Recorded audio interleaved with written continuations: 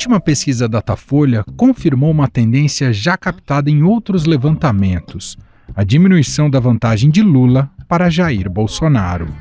Mas, desta vez, foi possível identificar a natureza deste movimento. O presidente vem aumentando sua popularidade nas camadas mais pobres.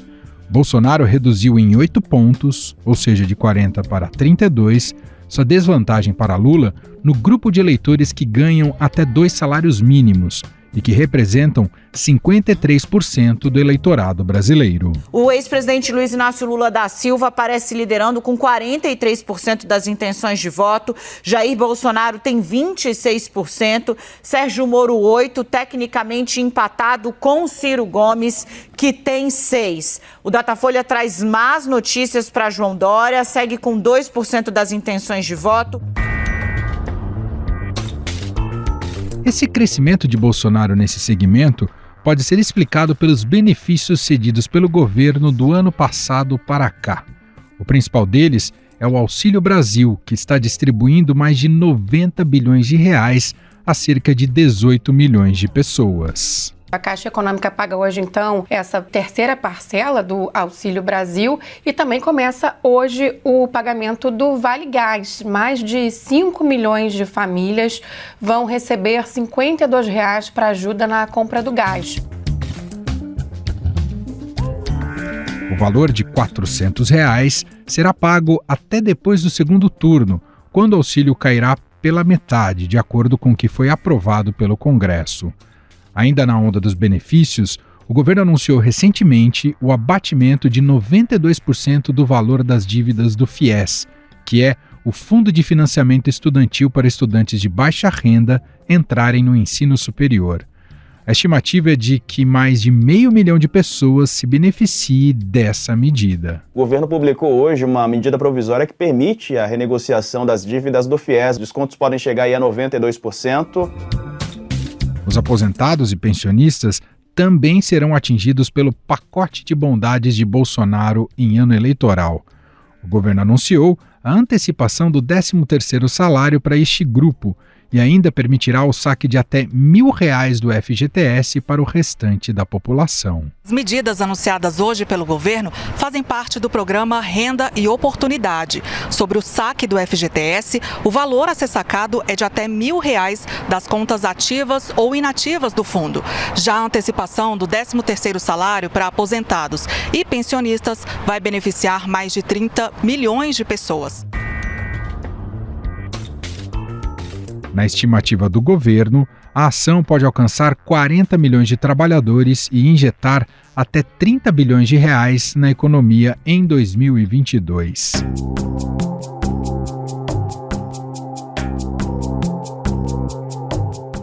Outra medida que vai atingir os aposentados e pensionistas é a ampliação da margem de empréstimo consignado dos atuais 35% do valor do benefício para até 40%. De olho no pequeno empresário, Bolsonaro aumentou a oferta de microcrédito digital. A linha consiste em empréstimos de até R$ 1.000, com taxa de juros de 1,95% ao mês, inclusive para negativados. Para microempreendedores individuais, será possível pegar até R$ 3.000 com taxa de juros a partir de 1,99% ao mês. Agora 18 milhões de MEIs que podem ter acesso a essa democratização do crédito. É uma rampa de ascensão social. A inspiração política vem do presidente, vem do ministro Onix, vem do ministro João Roma. Eles fazem a inspiração política. Além dessas medidas, Bolsonaro tem exaltado ações tomadas pelo governo, como a redução do Imposto sobre Operações Financeiras, o IOF, e do Imposto sobre Produtos Industrializados, o IPI. O ministro da Economia, Paulo Guedes, anunciou hoje mais uma redução no Imposto sobre Produtos Industrializados. Essa renúncia fiscal em ano de eleições também cai na conta de estados e municípios que não concordaram com a medida. O governo também planeja um programa para a remuneração dos catadores de materiais recicláveis de maneira mais eficiente. Essa categoria tem forte ligação com o ex-presidente Lula. Na mais recente polêmica que envolve o governo está o aumento no preço dos combustíveis. Enquanto a Petrobras se defende ao dizer que o reajuste se faz necessário para a companhia não perder dinheiro, Bolsonaro tenta se desvincular dessas ações. É impagável o preço dos combustíveis no Brasil. E, lamentavelmente, a Petrobras não colabora com nada. Muita gente me critica, como se eu tivesse poderes sobre a Petrobras. Não tenho poderes sobre a Petrobras. Para mim, é uma empresa que poderia ser privatizada hoje. No Congresso, tramitam projetos que buscam reduzir o preço dos combustíveis. A proposta, que tem apoio da equipe econômica do governo, é a que altera as regras do ICMS sobre combustíveis. O presidente Jair Bolsonaro sanciona o projeto que altera as regras na cobrança do ICMS sobre diesel e gasolina.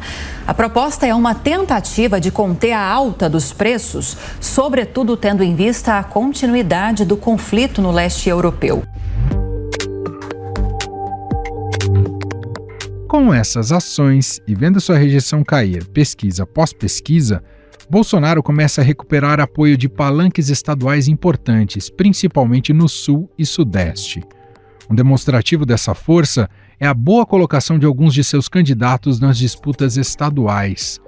É o caso do ministro da Infraestrutura, Tarcísio Gomes de Freitas, em São Paulo, e os governadores Cláudio Castro, no Rio de Janeiro, Romeu Zema, em Minas Gerais, Ratinho Júnior, no Paraná, e Carlos Moisés, em Santa Catarina. Porque quando você apresenta Tarcísio de Freitas como o nome apoiado por Bolsonaro, ele salta da casa de 10% para 25% das intenções de voto.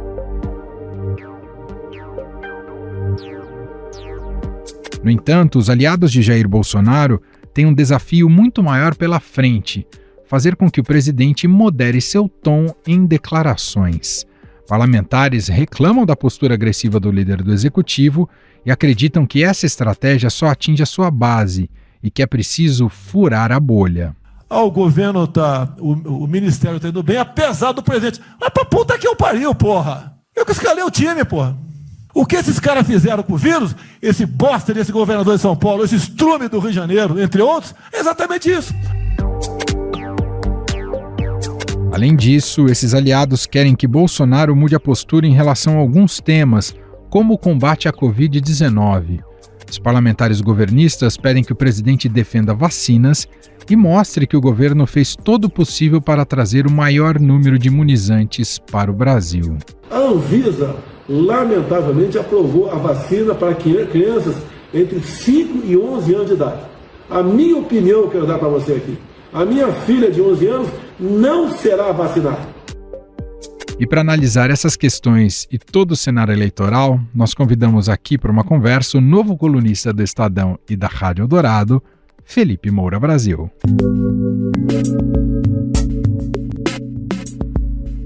Felipe, seja muito bem-vindo. Já de cara te dou boas-vindas também para fazer agora parte aqui do Grupo Estado. É uma honra para a gente. Obrigado, meu caro.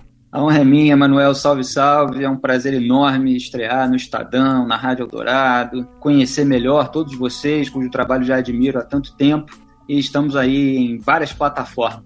É isso, você vai poder acompanhar o Felipe Moura Brasil em artigos quinzenais no Estadão, nas páginas do impresso do Estadão, e também na Rádio Eldorado de segunda a sexta-feira, no Jornal Eldorado às 7h35 da manhã. Bom, Felipe, entrando no nosso tema, que você já foi convidado para participar aqui do podcast de hoje, vamos falar um pouco mais desse cenário eleitoral com base nas últimas pesquisas, especialmente essa última do Datafolha, começando aqui pelo presidente Jair Bolsonaro, né? Ele enfrenta algo inédito desde a reeleição do Fernando Henrique Cardoso, né? Desde que tivemos a instituição da reeleição no país. Ele chega para a disputa não como favorito, né? Diferentemente do que vimos com o próprio Fernando Henrique, com Lula e com Dilma Rousseff. Queria te ouvir, esse quadro que temos até agora do que foi levantado nas pesquisas, diz mais, Felipe, sobre a força do Lula ou sobre a rejeição do Bolsonaro? Sobre a rejeição do Bolsonaro, eu diria, respondendo aí a sua pergunta, ele continua sendo o mais rejeitado dos rejeitados. Essa rejeição ainda é muito alta, embora ele consiga ficar ali no segundo lugar distante da terceira via fragmentada. Nas projeções de segundo turno, ele ainda perde para o Lula, e não só isso, ele perde até para outros candidatos que ele consegue vencer no primeiro turno, inclusive para o próprio Sérgio Moro, que aparece ali na terceira colocação. tanto no Datafolha quanto na pesquisa que saiu logo em seguida, a IPESP. Então, ele, obviamente, é o candidato preferido do Lula para ser enfrentado no segundo turno. É claro que o PT, como um todo, fica monitorando para que o Jair Bolsonaro não cresça muito. Ele conseguiu, e isso estava previsto, eu fiz uma análise em dezembro nesse sentido, conter a queda, recuperar alguns pontinhos, porque, obviamente, houve a distribuição do Auxílio Brasil, né, esse programa de transferência de renda, no qual se transformou o antigo Bolsa Família, que era mais associado ao Lula, ao PT, e, para além disso, ele se conteve em relação aos ataques que vinha fazendo às vacinas. A propaganda anti-vacina bolsonarista estava pegando mal com uma fatia grande do eleitorado, pega mal até hoje com aquela que não esquece, mas tem muita gente que vai votar de acordo com o que está sentindo no momento e não vai se ligar muito no que aconteceu nos anos anteriores. E, obviamente, os políticos em geral contam com isso para poder barbarizar em 3 anos de mandato e depois se comportar no ano da eleição. Então, até guiado ali pelos considerados e autoproclamados profissionais da política do Centrão, ele parou de falar mal de vacina. Houve uma adesão grande à vacinação no Brasil, apesar do Bolsonaro, apesar do governo dele, que fez de tudo para sabotar o combate à pandemia. E o Bolsonaro, calado, é um poeta da compra de apoio político. Então ele está conseguindo aí ter esses pontinhos a mais, mas ele vai passar ainda por diversos cenários aí complicados, durante os quais vai ter que ter um bom desempenho também. Então, quando eu apontei lá atrás que viria esse período de bonança para ele, eu falei que, olha, depois a inflação, inclusive, pode eventualmente aumentar, corroer o poder de compra, inclusive dos beneficiários do Auxílio Brasil. Agora você tem um fator a mais que não existia da guerra de Vladimir Putin contra a Ucrânia, que faz também, pelo menos nesse momento, o preço do barril do petróleo subir, e, portanto, o preço dos combustíveis, e isso pode acarretar um aumento da inflação, vai depender do quanto dura a guerra. Então, há ainda outros elementos em jogo. Agora, nesse próprio momento, o escândalo do bolsolão do MEC se estendendo e desgastando também o Bolsonaro. Então, é claro que tem uma posição confortável dentro dessa polarização, dessa dualidade, que é uma disputa de cargos de Lula e Bolsonaro, e as alternativas ficaram um pouco para trás, mas podem conseguir recuperar também alguns pontinhos nos próximos meses se esses escândalos e a inflação aumentarem. E, obviamente, se houver uma união, que parece não acontecer da terceira via. Na eleição de 2018, o tema corrupção foi muito importante, inclusive ajudou na própria eleição do presidente Jair Bolsonaro. Só que agora ele é vidraça também, né, Felipe? A gente vai ter uma disputa aí de históricos de corrupção ao olhar para o governo Lula e os governos petistas e olhar para o governo Bolsonaro, mas isso vai ter peso na hora do voto? Qual que é a sua avaliação? Tem um peso com uma parcela do eleitorado, mas realmente não é com todas as parcelas do eleitorado, e isso é muito ruim. É muito ruim para o ambiente cultural brasileiro que a questão moral seja absolutamente secundária. Eu escrevi um monte de artigos a respeito desse tema. A gente vê, inclusive, no próprio cenário internacional, as consequências de se permitir a imoralidade ir aumentando e as pessoas que incorrem nelas, né, conquistando cargos de poder. Agora, a própria guerra do Putin é um exemplo disso. Então, há uma parcela significativa que, obviamente, tem esse senso moral firme, forte, aguçado, e que rejeita, evidentemente, a roubalheira, seja qual for a proporção. Mas tem outras parcelas que, mesmo não colocando isso em primeiro lugar, mesmo estando mais preocupadas com as questões materiais imediatas, com o seu emprego, a sua renda, elas ainda podem levar isso em consideração na hora de decidir. Aqueles que estão em dúvida, aqueles que não fazem parte de uma base mais fanática. É claro que o Lula estava jogando parado e surfando uma onda de anti-bolsonarismo, sendo alguém que tem um recall, sendo uma figura que já é conhecida no cenário nacional, e agora ele vai virar vidraça também durante a campanha eleitoral, não só para os ataques de Jair Bolsonaro, como para as críticas, muitas vezes legítimas, de todos os demais candidatos. Ele já tinha batido num teto e já perdeu alguns pontinhos aí em razão de algumas pessoas começarem a lembrar do departamento de propinas da Odebrecht, do Petrolão, do Mensalão e tudo isso, apesar das manobras jurídicas da Frente Ampla pela Impunidade, como eu chamo, terem dado um discurso para ele, aparentemente formal, com base supostamente legal, os fatos eles permanecem na história e eles serão lembrados. E é impressionante a capacidade que em termos de cultura política do país, a capacidade de se perdoar fatos escandalosos de corrupção. Isso não te surpreende, Felipe? Olha, surpreender eu não diria que é a palavra. Isso eu acho lamentável. É algo assim que tem um elemento desolador aí de as pessoas no Brasil, em geral, não terem esse senso moral tão aguçado. E, obviamente, esse senso moral ele é deteriorado também pela própria propaganda política. Aliás, publiquei outro dia um artigo sobre o que o Bolsonaro faz com a moral cristã, apontando exatamente que essa transformação do debate público num duelo de gangues, em que os crimes de um lado eles são relativizados e legitimados em comparação com o crime dos outros, acaba anestesiando a população para um conformismo em ela ser roubada, seja em qual grau for. Porque a partir do momento que você não combate o mal pela raiz, o mal se agiganta, ele se avoluma, ele vai aumentando. Então isso que fala de o roubo pequeno, não, mas o outro roubo é maior. Quando você vê, as pessoas que são capazes disso, quando elas têm maiores oportunidades, elas acabam provocando maiores escândalos. E quando elas vão controlando os órgãos de fiscalização e controle e ainda indicando juízes para tribunais superiores, aí você tem a falta, você não tem a investigação da corrupção, a ponto de o Bolsonaro agora fazer essa propaganda de que é um governo sem corrupção. Na verdade, é uma corrupção sem governo, frequente no Brasil. Sem governo, que eu digo, como força institucional capaz de frear aqueles problemas que vão avançando no Brasil. Porque eu digo isso porque a corrupção ela tem um governo. Uhum. A corrupção ela é governada pelo sistema, pelas lideranças políticas, eventualmente até em outros órgãos do aparato estatal, que vão permitindo que ela aconteça e que vão permitindo que os corruptos fiquem impunes.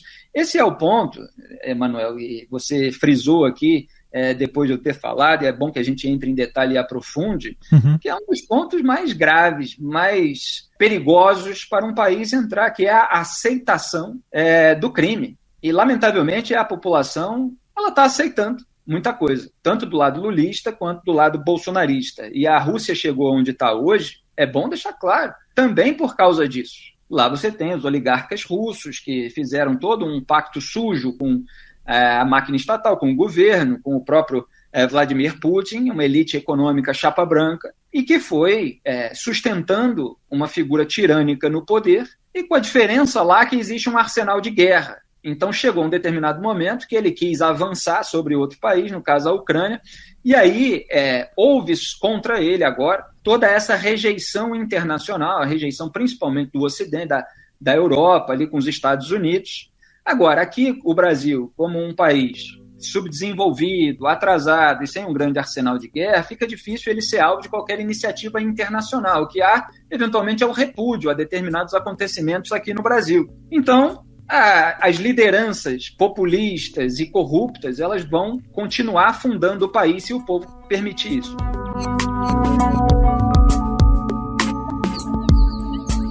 E a gente vai acabar, não sei o que você pensa sobre isso, Felipe, mas podemos acabar passando por mais um ciclo eleitoral em que as retóricas dos dois lados hoje que lideram aí as pesquisas vão muito num tom de precisamos evitar o mal maior. Os dois lados vão falar sobre isso. E desperdiça uma oportunidade de discutir projetos e o futuro do país, que é o que todo mundo sonharia para um processo eleitoral como esse, não é, Felipe? Exatamente, perfeito. Essa é uma reclamação que, no fundo, ela aparece em todas as eleições. Mas eu acho que agora o grau de deterioração, o grau dessa sujeira, dessa corrupção impune, aumentou de uma maneira muito avassaladora. Tem uma frase que tem até uma discussão sobre quem diz, que é aquela que no Brasil até o passado é incerto. E hoje se tem uma grande discussão sobre quais são os fatos.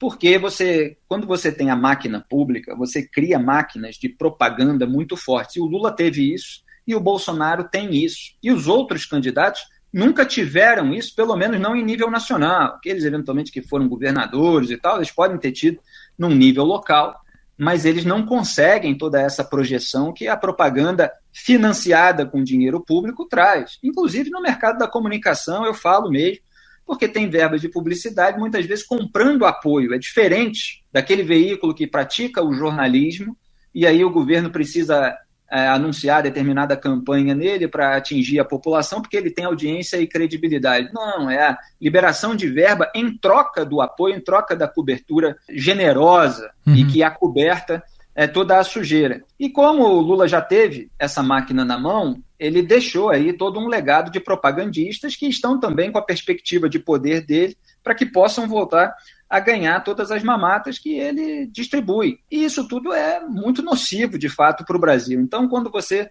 repito, transforma aí num duelo para ver quem roubou menos, e sendo que a gente sabe muito bem que houve roubalheira de ambos os lados, seja em estatais, seja em gabinetes, o debate político realmente fica muito pobre, até porque todos estão negando, posando de inocentes, posando de santos e posando daqueles que defendem os grupos certos. E quando você tem essa corrupção da moralidade pública, tem gente que acredita que se você roubar para o seu próprio grupo, que isso tudo bem, isso é legítimo, isso é legal, melhor roubar para esse grupo do que roubar para o outro. Olha, todo mundo que rouba é ladrão, e a ladruagem precisa ser repudiada. Então essa noção de defesa da honestidade precisa ser resgatada. Talvez seja um trabalho de médio e longo prazo. Vamos ver se vai chegar a ter efeito nessa eleição. Bom, esse bloco de candidatos fora Lula e Bolsonaro tem tido dificuldades, né, para ter números melhores nas pesquisas até aqui, né? Me refiro a Sérgio Moro, Ciro Gomes, João Dória, Simone Tebet, enfim, todos esses que estão ali colocados. Você acredita, Felipe, que a campanha pode abrir uma janela de esperança para eles, a campanha mais intensa, mais próximo da eleição? Olha, no Brasil tudo é possível. Você realmente não teve uma união da terceira via em torno de um nome que já tivesse uma base significativa de votos. E isso se deveu única e exclusivamente pelo fato de que quem tinha essa base significativa de votos era, e ainda é, o Sérgio Moro, que, pela sua atuação como juiz da Lava Jato, por ter enfrentado o sistema, gerou muito repúdio da classe política.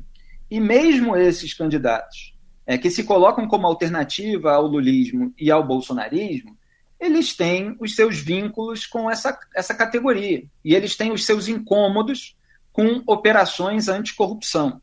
Então, eles não quiseram assumir uma aliança com um candidato tão rejeitado pela classe política, pelo menos cedo, a ponto de estabelecerem juntos um projeto de país. A outra alternativa que tem uma base é o Ciro Gomes, que, se não fosse quem é, né, se não atacasse as demais alternativas do jeito que ataca, poderia estar compondo aí também uma aliança. Mas ele, com aquele palavreado, né, com os ataques, muitas vezes até atribuindo crimes a pessoas sobre as quais não há qualquer investigação criminal, ele afasta qualquer possibilidade de união nesse sentido e ele não consegue crescer mais no campo da esquerda porque esse campo está ocupado pelo Lula. Então fica parecendo que é uma disputa por aquilo que vai vir depois do lulismo, depois do bolsonarismo, quando acabar essa polarização. A chance de vir ainda esse ano, seja com Ciro, seja com Moro, seja com quem assumir eventualmente uma liderança com apoio dos demais, a chance que existe é justamente você ter um cenário econômico que se complique com a inflação, você ter algum tipo de escândalo, como esse bolsolão do MEC, mas que até o momento não é suficiente, vamos ver se os desdobramentos o tornam mais grave, e você ter um desempenho assim, extraordinário na hora em que a população realmente estiver ligada, em que houver uma comoção nacional, porque é bom deixar claro que a campanha oficial ainda não começou. Então tem a questão do desempenho nos debates, mas talvez não haja tantas oportunidades assim de se aparecer para a população inteira, a ponto de você contrabalançar toda essa propaganda que às vezes é feita de uma maneira mais personalizada, mais local, porque essa gente tem a sua mídia, tanto na internet, quanto no rádio, quanto em TVs locais, muito forte, muito presente, bombardeando ali com as informações apenas de interesse deles, ou, como é mais comum, a desinformação com a demonização dos adversários. Só para a gente fechar, talvez o fato político mais relevante até aqui, né, já pensando na corrida presidencial, foi essa união, que ainda será celebrada oficialmente, mas já se sabe pelos bastidores, união entre Lula e o ex-governador de São Paulo, Geraldo Alckmin. Como é que você observa esse movimento estratégico, Felipe? Essa união ela consolida todas as teses de que o que há no Brasil é uma disputa pelo poder, não há grandes diferenças entre os políticos. Inclusive, era o discurso muito antes da ascensão do Bolsonaro, de quem olhava o governo do PT com visão crítica, para além do próprio governo, para todo aquele campo da esquerda que permitia que o PT estivesse no poder, mesmo que fizesse algum tipo de oposição, como era o caso do próprio PSDB, que, como eu disse outro dia para o pessoal da Rádio Eldorado, disputava a própria autenticidade do esquerdismo com o PT. Eu publiquei na época na Veja, um artigo que era PSDB disputa com o PT o esquerdismo e a Odebrecht. E eu peguei as declarações da cúpula tucana, o velho tucanato, como é chamado, Fernando Henrique Cardoso, Aécio Neves, Aloysio Nunes, José Serra, o próprio Geraldo Alckmin, todos eles deram declarações dizendo que eles eram a esquerda autêntica e não o petismo.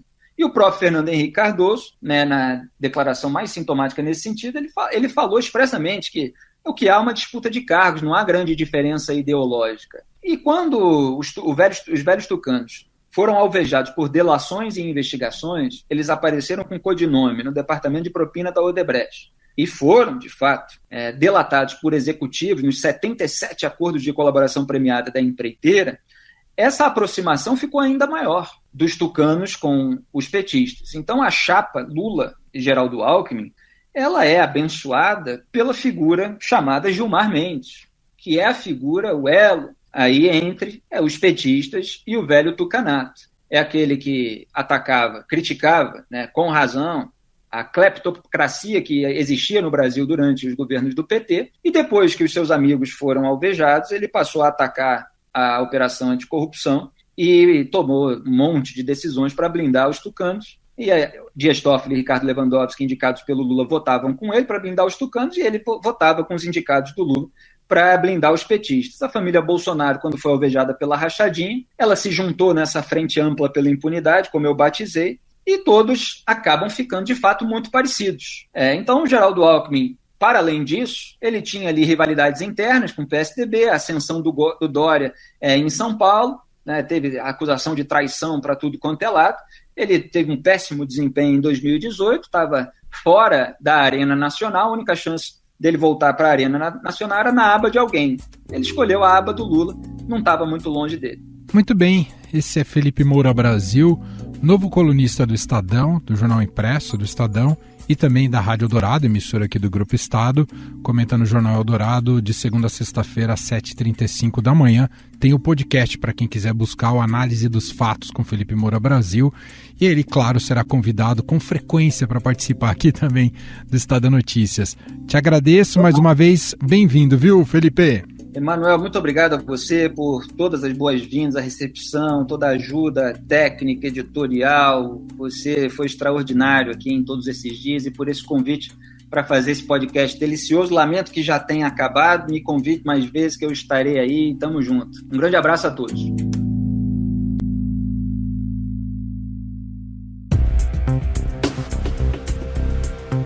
Este foi o Estadão Notícias de hoje, segunda-feira, 28 de março de 2022. A apresentação foi minha, Emanuel Bonfim. Na produção, edição e roteiro, Gustavo Lopes, Jefferson Perleberg e Ana Paula Niederauer. A montagem é de Carlos Valério. Escreva pra gente no e-mail podcast@estadão.com. Um abraço para você, uma ótima semana e até mais.